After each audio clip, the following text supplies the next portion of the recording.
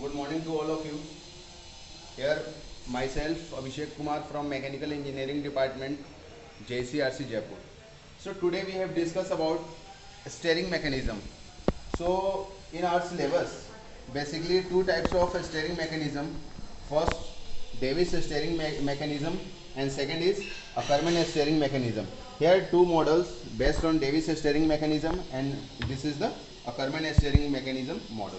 So now we have to one by one discuss what is the main applications of Davis steering mechanism and Ackermann steering mechanism. First of all, this is the Davis steering mechanism.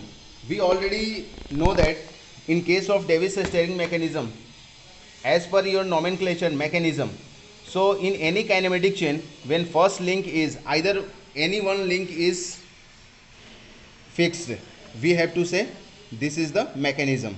So here this is the frame of the system, so this one is the fix. So why we have to say with the help of this fixing of link, so this is the mechanism, and this mechanism is known as Davis steering mechanism because the some difference between Davis steering mechanism and Ackermann steering mechanism. So now we have to discuss in Davis steering mechanism.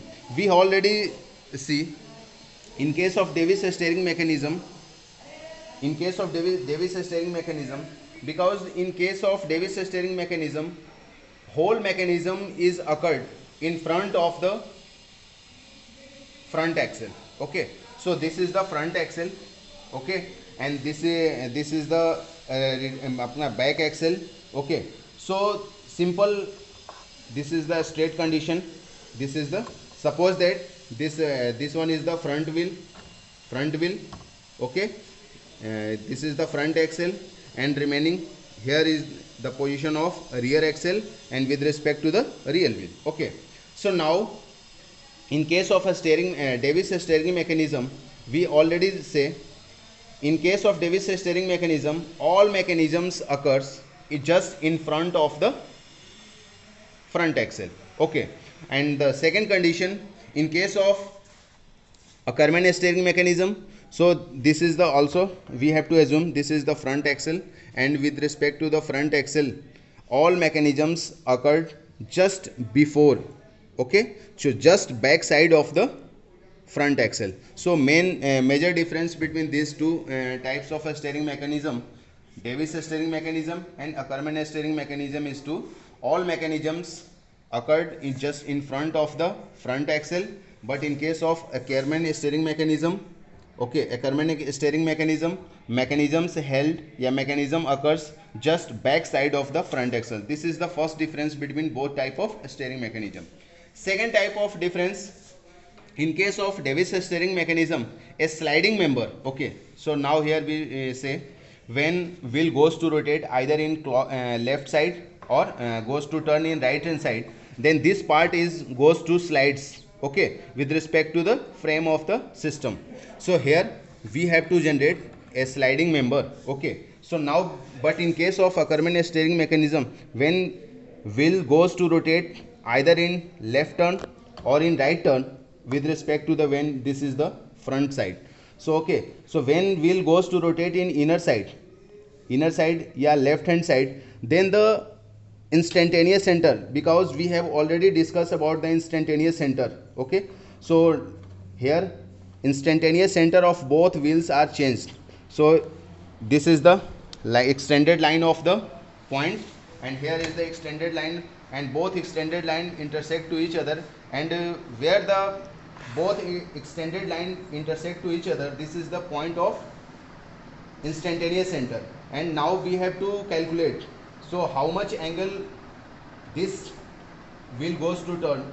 Suppose that in case of Davis steering mechanism, when we have to start, when wheel goes to rotate in left turn. Okay, so wheel goes to rotate in left hand side, so instantaneous, this is the this, so wheel, how much amount is goes to rotate in left hand side. Suppose that theta angle is created at this point and phi angle is created to this point.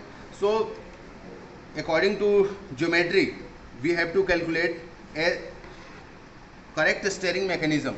So this is a conditions of correct steering mechanism is to cot phi minus cot theta is equals to C by B. Okay, and C, what is the C and what is the C? V is the wheel base, C is the point to pivoted of front axle, first wheel and second wheel. This is the front wheel and this is the inner wheel and this is the outer wheel, because we have to consider wheel goes to rotate in left turn, and as per nomenclature this wheel is the inner wheel and this wheel is the outer wheel. Okay, so inner wheel goes to rotate by amount of theta angle in anti-clockwise direction, and similarly outer wheel goes to rotate by amount of phi angle in anti-clockwise direction.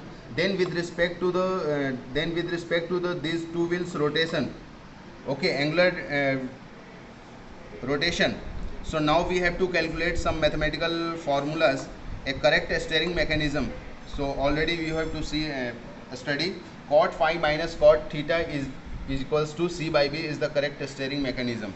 So here we discuss simply first difference. Already we have to discuss all mechanisms occurs just in front of the front axle in case of Davis steering mechanism, but in case of Ackermann steering mechanisms all mechanisms occurs just back side of the front axle. But the second difference, this Davis steering mechanism has sliding members, या sliding pair has included, but in case of Ackermann steering mechanism a turning pair is available. So these are the two major difference between Davis steering mechanism and Ackermann steering mechanism. Okay, and some basic principles, some basic mechanisms we have to already discuss in 4-bar kinematic chain, single slider crankchain mechanism, double slider crankchain mechanism, and also discuss some points in 4-bar kinematic chain mechanism. So this is the simple Davis steering and Ackermann steering model. So thank you.